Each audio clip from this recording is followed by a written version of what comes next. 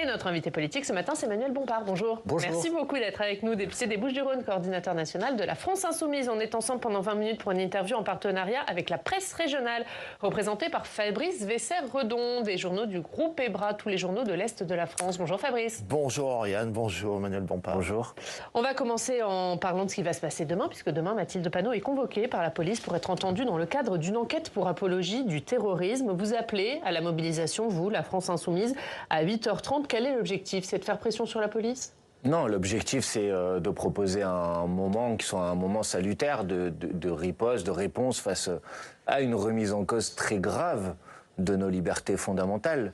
Ce week-end, par exemple, le président de la Commission nationale des droits de l'homme a écrit un courrier au ministre de la Justice, M. Dupond-Moretti, pour lui dire à quel point il n'était pas possible que la justice intervienne désormais pour empêcher des opposants politiques de s'exprimer.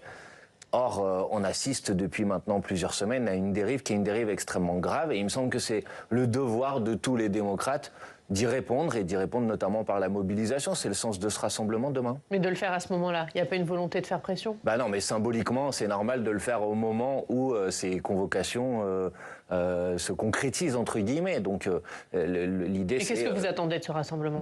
Qu'il y ait un maximum de personnes qui y participent, qu'il y ait des voix qui soient diverses, qui ne soient pas uniquement d'ailleurs des responsables politiques, parce que la dérive à laquelle on assiste, elle ne frappe pas que le monde politique. Il y a quelques jours de ça, un syndicaliste responsable de la CGT du Nord a été condamné à 1 an de prison avec sursis pour un tract. Donc je pense qu'il faut réagir là, parce qu'on est dans une situation... Mais dans votre appel demain, vous parlez de criminalisation des voix. C'est pas un mot qui est un peu exagéré, criminalisation? Je suis en train de vous dire que précisément un responsable syndical avait été condamné à 1 an de prison avec sursis pour un tract. Donc si ça, c'est pas de la criminalisation, je ne sais pas quel mot vous préférez. Mais demain, c'est pareil. Quand on convoque pour une audition... après avoir ouvert donc une enquête, puisqu'il y a donc eu une décision d'un procureur dont je rappelle, ce n'est pas une autorité indépendante, qui a décidé d'ouvrir une enquête. Donc c'est bien la preuve qu'il y a une volonté de faire taire ceux qui dénoncent du pouvoir politique en place. Clairement, d'ailleurs... Pour vous, c'est le gouvernement qui est derrière la convocation de Mathilde Panot demain ? Bien évidemment, et c'est documenté ce que je suis en train de vous dire pour une raison très simple. Il y a eu une circulaire de M. Dupond-Moretti à l'ensemble des procureurs, circulaire en date du 10 octobre dernier, dans lequel il demandait aux procureurs de poursuivre en utilisant ce fameux délit infamant d'apologie du terrorisme. Donc bien évidemment que... Supprimer pour vous ? Alors, en tout cas, il faut le supprimer du droit commun, puisqu'en 2014 de mémoire, il avait été décidé par M. Cazeneuve, à l'époque, nous nous y étions opposés d'ailleurs, de mettre ce délit dans le droit commun. On est face à quelque chose de stupéfiant. Donc je pense que bien évidemment que s'il y a des gens qui font l'apologie d'actions terroristes, ils doivent être poursuivis, c'est interdit, c'est un délit. Mais qu'est-ce qu'il y a dans le communiqué du groupe parlementaire de la France Insoumise du 7 octobre, puisque c'est de ça dont il est question en ce qui concerne la convocation de Mathilde Panot, qu'est-ce qu'il y a, alors que ce communiqué dit précisément « nous pleurons l'ensemble des victimes, qu'elles soient israéliennes ou palestiniennes », qu'est-ce qu'il y a d'apologie du terrorisme? Tout le monde qui lit ce communiqué tombera de sa chaise, excusez-moi de vous le dire. Oui, c'est une petite quête qui vous est reprochée, mais on en a déjà beaucoup parlé, c'est une forme de relativisme. Mais non, mais d'abord, il n'y a aucun relativisme.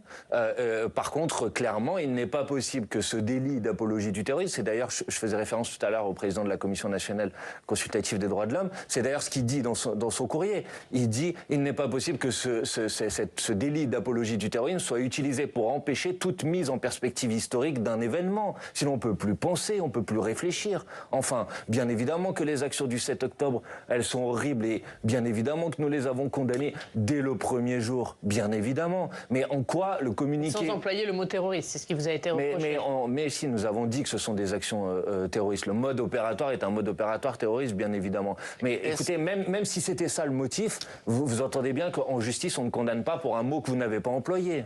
Fabrice. Est-ce que les propos de Jean-Luc Mélenchon, qui a comparé le président de l'université de Lille à un nazi, après lui avoir interdit... Non. Est-ce que c'est une mise en perspective d'un événement historique? Mais non, mais d'abord... Il va y avoir une plainte du gouvernement. Là, pour le coup, c'est totalement affiché, puisque c'est la ministre... Je vais vous dire... C'est Virotayot qui l'a annoncé qu'elle allait déposer plainte pour injure publique. C'est ridicule. Enfin, d'abord... Qu'est-ce qui est ridicule? D'abord, votre question, parce que Jean-Luc Mélenchon n'a jamais comparé le président de l'université à un nazi. Ce n'est pas vrai. Ce n'est pas vrai. C'est pas ce que Jean-Luc Mélenchon a fait. Jean-Luc Mélenchon a, dans un discours qu'il a tenu après l'annulation de la conférence qu'il avait prévue d'organiser à l'université de Lille. Il a fait référence aux travaux d'Hannah Arendt. Et ça, c'est ce qu'il a dit après pour se justifier et pour s'expliquer. Écoutez-le, moi je vais vous dire franchement, je vais vous parler sincèrement, hein. Je suis fatigué par la paresse intellectuelle du débat et notamment du traitement médiatique depuis maintenant plusieurs mois. Excusez-moi, depuis quand désormais en France, le fait de faire référence aux travaux d'Hannah Arendt pour essayer d'expliquer comment ce que certains ont appelé l'argument d'Eichmann dans l'histoire, c'est-à-dire l'idée de dire ce n'est pas moi, je n'ai fait que répondre aux ordres, c'est précisément juste ça qu'a dit Jean-Luc Mélenchon.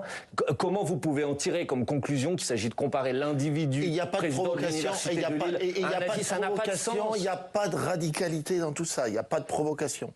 Mais quelle provocation, monsieur. Enfin, excusez-moi, mais dénoncer les actions horribles, les massacres qui sont en cours aujourd'hui dans la bande de Gaza, c'est une provocation. Ce qui est une provocation, ce serait de ne rien dire. Mais comment vous réagissez à la plainte de Sylvie Retailleau, puisqu'elle a annoncé hier qu'elle allait porter plainte pour injure publique ? Je pense que c'est ridicule. Je pense que ça participe exactement cette même volonté depuis maintenant plusieurs mois d'essayer de faire taire toutes les voix qui tout simplement disent il faudrait peut-être que la France se lève face à ce qui se passe à Gaza et qui est tout simplement insupportable sur le plan humain.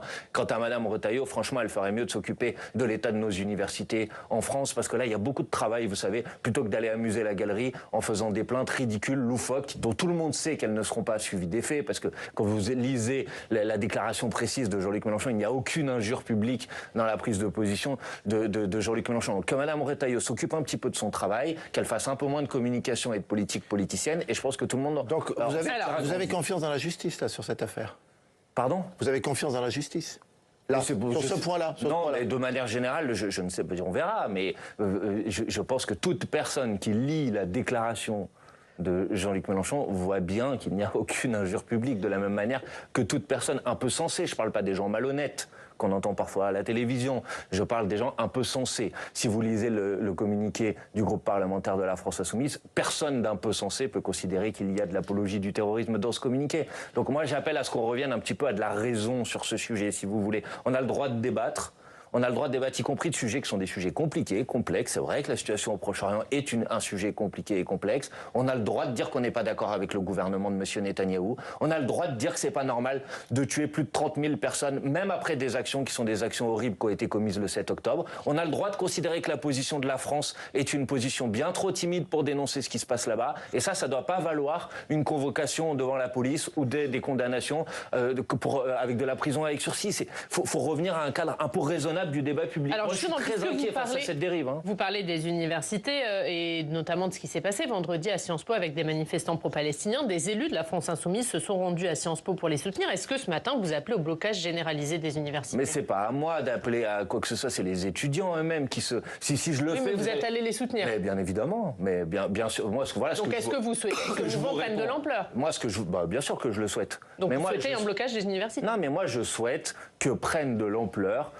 toutes les mobilisations qui vont permettre de faire pression sur le pouvoir en place pour que enfin il fasse quelque chose de conséquent, pour que ce drame humain qui se joue aujourd'hui à Gaza s'arrête le plus rapidement possible. Donc si les étudiants, contrairement à ce que j'ai entendu depuis pendant tout le week-end, on les a salis, ils sont manipulés, instrumentalisés. Non, ils sont pas manipulés et instrumentalisés. Ce sont des étudiants. Ils sont en particulier, ils travaillent à Sciences Po sur les questions du droit international. Ils trouvent ça horrible ce qui est en train de se passer là-bas et ils se mobilisent et ils se lèvent. Et donc plutôt que de leur jeter des anathèmes comme on l'a fait pendant tout le week-end, on devrait tous saluer leur mobilisation. Moi je la salue en tout cas. Juste, il y a un tweet de Rima Hassan, on va le regarder, qui a été publié vendredi, qui dit « Venez à Sciences Po, l'heure est au soulèvement ». Est-ce que vous appelez vous au soulèvement ? Mais bien sûr que si se soulever, ça veut dire quoi ? Ça veut dire s'indigner, ça veut dire se révolter. Bien évidemment que je suis indigné et révolté face à ce qui se passe là-bas. Manuel Bompard, juste, vous savez comment on traduit soulèvement en arabe ?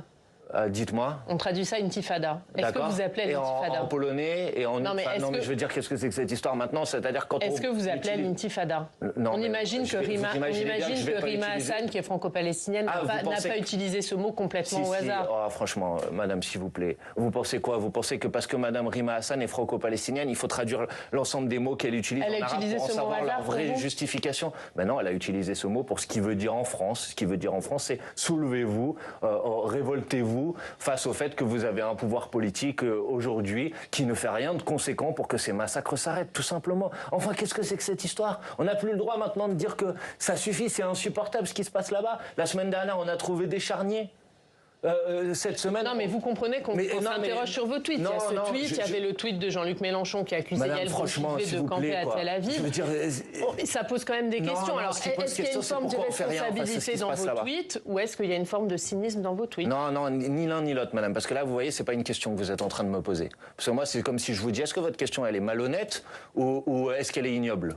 Mais des deux alternatives, vous préférez laquelle, madame? Vous voyez bien que c'est pas sérieux. S'il vous plaît, je veux dire, ce qu'il faut, ce qui est insupportable et irresponsable, c'est le fait que le gouvernement français ne fait rien face à cette situation.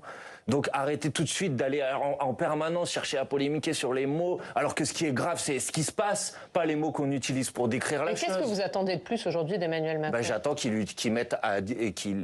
ne fasse pas seulement des appels incantatoires au cessez-le-feu et qui crée les conditions d'un véritable rapport de force avec le gouvernement de M. Netanyahou. Et donc, il utilise les outils à sa disposition pour le faire. On a la possibilité de décréter des sanctions contre le gouvernement israélien. Pourquoi le fait-on pas?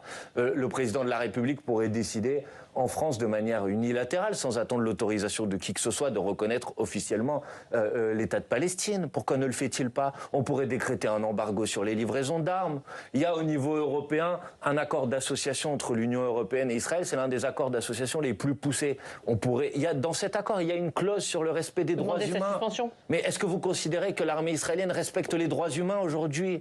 Sinon, il y a une clause dans cet accord. Il faut suspendre cet accord. Pas pour embêter, mais parce que si on ne crée pas les conditions d'un rapport de force pour que le gouvernement de M. Netanyahou s'arrête, alors on va aller vers un massacre de plus en plus important. Et comprenez que ça révolte plein de gens dans ce pays. Et que quand ils se révoltent, ce serait bien qu'on parle de la raison de leur révolte et pas immédiatement qu'on essaye de les salir ou de les calomnier pour les faire taire. Est-ce qu'en mettant autant en avant la question palestinienne, la question de Gaza et la question israélo-palestinienne dans votre campagne, vous n'éclipsez pas les autres sujets? Mais ça, c'est pareil. Enfin, d'abord, c'est pas nous qui mettons en avant. Le sujet, il existe, il est dans malheureusement, moi, je préfère... après, il y a d'autres sujets qui existent. Reconnaissez que vous parlez beaucoup de celui-là. Mais attendez, je vais y venir. Mais d'abord, excusez-moi, mais moi, je préférerais qu'il n'y ait plus d'action de l'armée israélienne à Gaza. Vous voyez, je préférerais que ça s'arrête, en fait.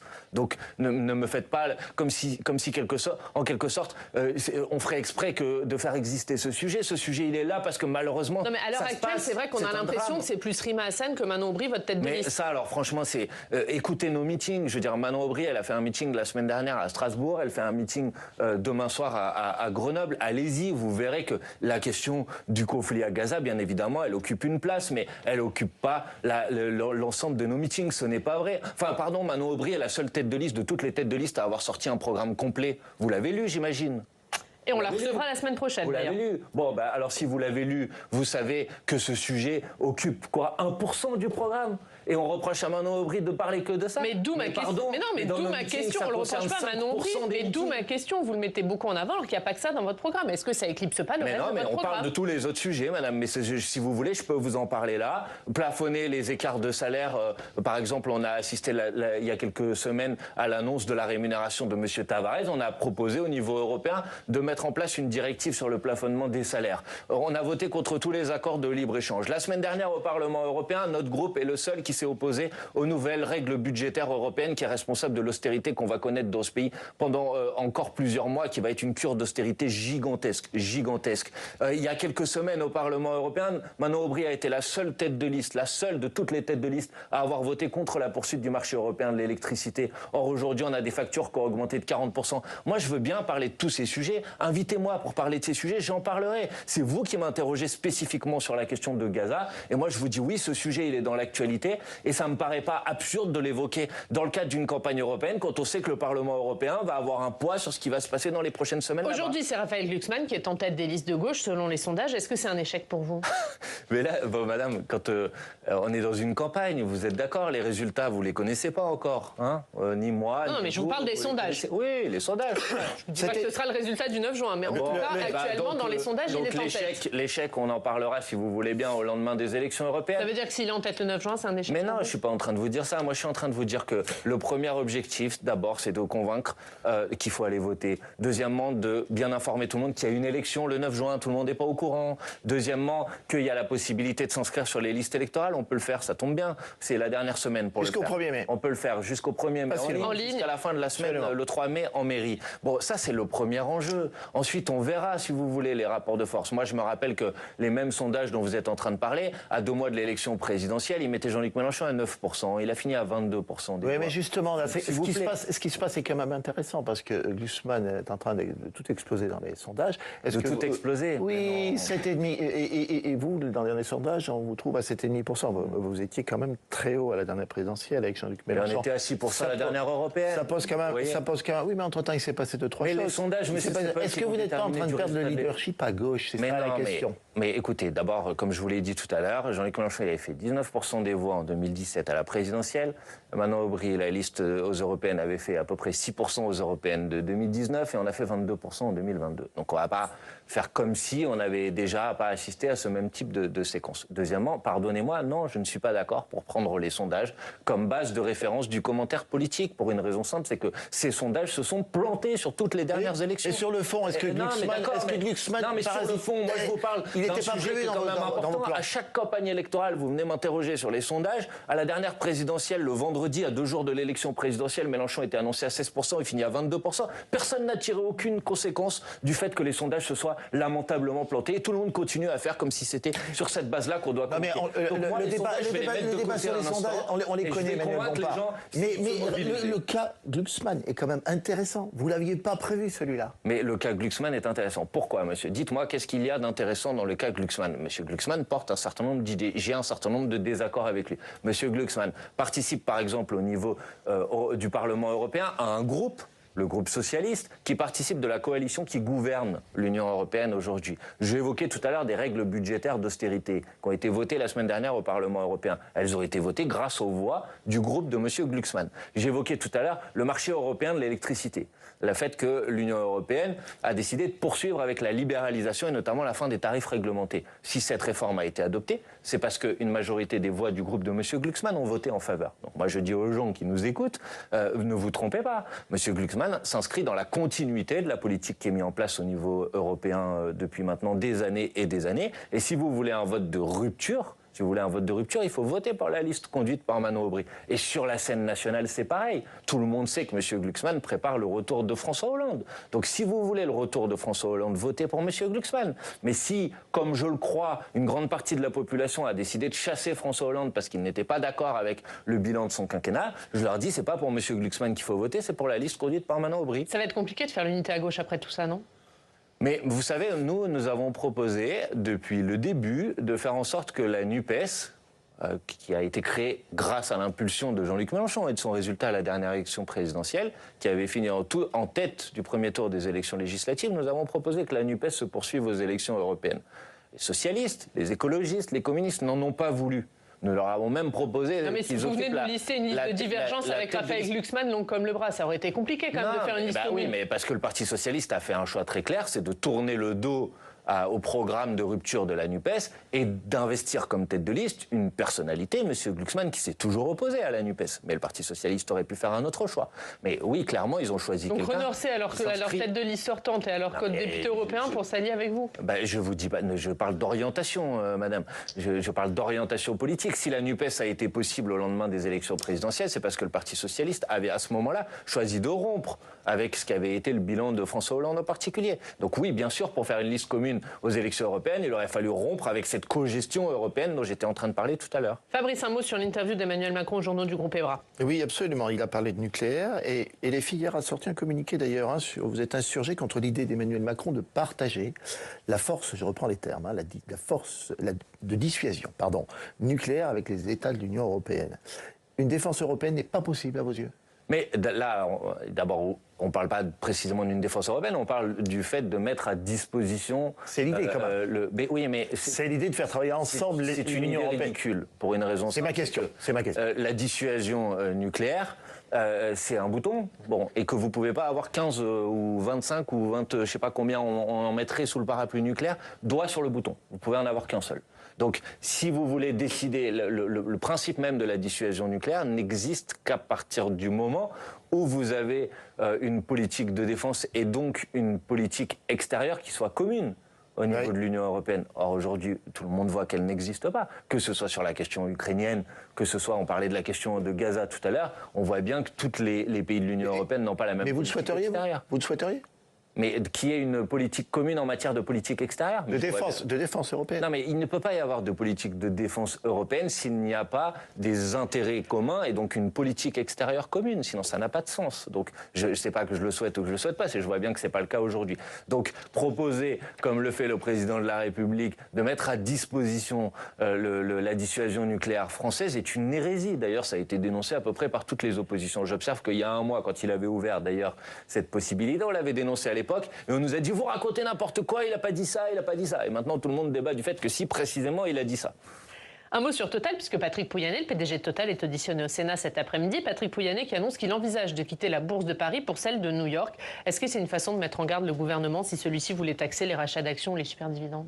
Je ne crois pas, parce que si j'ai bien compris, il propose éventuellement d'être coté ailleurs, mais pas de remettre en cause le fait que son siège social soit en France. Il dit que pour le moment, il n'y a pas de remise en cause du siège social. La question qui est posée, et moi je pense qu'on devrait poser, c'est la question notamment de la taxation des super-profits. Ça Et dépend. pour vous, ce n'est pas le début d'une menace? Je ne sais pas, mais qui peut menacer s'il veut. Par ailleurs, je pense que je ne vois pas trop ce qui menace, parce que Emmanuel Macron n'a strictement rien fait. Donc je ne vois pas en quoi Emmanuel Macron est une menace pour lui. Parce que je rappelle que cette promesse sur les taxations des rachats d'actions, elle date d'il y a un an. Hein. Il s'est passé quoi depuis? Rien. La taxe sur les super-profits, ça fait maintenant des années que nous la proposons. Or, il est clair que l'entreprise Total a réalisé ces derniers mois des profits qui sont des profits extraordinaires et que ça s'est fait sur le dos d'une grande partie de la population qui n'arrive plus à s'en sortir, qui n'arrive plus, par exemple, dans le cas de Total, qui n'arrive plus à faire son plein sans avoir besoin de sacrifier autre chose, le fait de se soigner, le fait de se nourrir. Donc, il me semble que c'est quand même une mesure élémentaire de justice de dire que quand une entreprise comme Total réalise des profits extraordinaires, il faut la mettre à contribution. Que vous proposerez cet après-midi, on imagine. Pourquoi ne pas avoir préparé de motion de censure pour cet après-midi et ce débat budgétaire? Mais d'abord, vous verrez, premièrement. Il y en aura une? Ah bah oui. Je vous dis, vous verrez. Non, mais ça veut dire que vous en préparez une? Non, je vous dis, il faut prendre les choses de manière méthodique. Cet après-midi, il y a un débat à l'Assemblée nationale sur la situation budgétaire en France. D'abord, la première chose à dire, c'est que les prévisions budgétaires qui étaient celles du gouvernement, qui ont conduit au budget précédent, étaient complètement loufoques, puisque aujourd'hui on est en train d'y revenir. Monsieur le maire annonce des milliards d'euros de coupes dans les dépenses publiques. Les premiers budgets qui vont être impactés, c'est la transition écologique, comme si ce n'était pas un sujet qui était un sujet majeur. Nos services publics, on ne peut pas. Enfin, je veux dire, on peut pas. Nos services publics sont déjà à l'os. Donc, qu'est-ce que nous disons? Nous disons, on est dans une situation qui était imprévue d'un point de vue budgétaire. Il faut qu'il y ait un nouveau débat à l'Assemblée nationale. Et donc, il faut qu'il y ait, pardonnez-moi du terme un peu technique, ce qu'on appelle un projet de loi de finances rectificatif. Bon, ça, c'est la première manche de la bataille. Donc, bon, là, il vous a accordé le débat, le gouvernement, mais pas le projet de loi de finances rectificatif. Nous allons demander ce projet de loi de finances rectificatif. Si le gouvernement s'y oppose, refuse qu'on puisse, ce qui me paraît être assez élémentaire, juste débattre, eh bien oui, bien sûr, nous déposerons une motion de censure, puisque quel autre choix nous aurons à notre disposition? Pas cet après-midi, mais avant l'été. On verra, laissez-nous maîtriser un petit peu les éléments du calendrier. Un dernier mot sur le trafic de drogue, puisqu'Éric Dupond-Moretti a présenté hier son plan contre les gros trafiquants de drogue. Parmi les mesures, la création d'un parquet national anti-criminalité organisée et d'un statut de repenti. Ce sont les bonnes mesures? Le statut de repenti, j'y suis favorable, parce que je crois que c'est quelque chose qui a été mis en place notamment en Italie, et qui a produit plutôt des résultats. Ça permet notamment de démanteler plus facilement les réseaux de crimes organisés. Le parquet, j'attends de voir, parce que le sujet, à mon avis, c'est pas vraiment le statut de ce parquet, c'est ses moyens. Or, moi, vous savez, je suis député de Marseille. Quand le président de la République, Emmanuel Macron, est venu à Marseille, les magistrats se sont notamment exprimés. Ils ont dit, on a un problème, c'est qu'on est sous-doté. Aujourd'hui, vous avez à peu près, vous avez, je crois, 2 fois plus de dossiers sur les bureaux des enquêteurs que ce qu'ils sont capables de gérer. Donc il faut doubler les effectifs de la police judiciaire. Voilà ce qu'il faut faire. Vous pouvez après aller amuser. Je veux bien regarder en détail ce que ça veut dire, mais si vous n'avez pas derrière des moyens d'enquête, des moyens de justice qui sont suffisants, vous pouvez avoir tous les parquets du monde, ça ne va pas résoudre le problème. L'actualité du week-end, notamment celle dans votre secteur, parce qu'il y a eu un nouveau mort à Marseille ce week-end, sur la justice des mineurs, qui est accusée par beaucoup d'être laxiste. Vous partagez cette analyse? Non, pas du tout. Enfin, je veux dire qu'il y a eu des drames, c'est certain. Il y en a eu encore un, malheureusement, à Châteauroux samedi soir. Et je profite pour dire bien évidemment mon soutien, ma solidarité avec la famille de la victime.